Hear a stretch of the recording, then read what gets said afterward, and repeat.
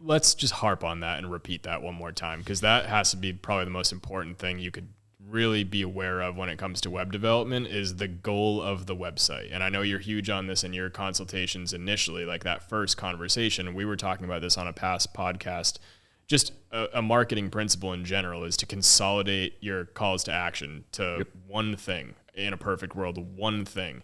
Because you could have the best looking website in the world, but like you said, if it looks great, everything's on point, but the other person allows them to book online and the functionality is better, that call to action is supported better, then your super fancy looking website is going to lose to the one that just works better towards what the customer is looking for. So your competitive advantage is what the website does, first and foremost, how easy it is to use, then how it looks.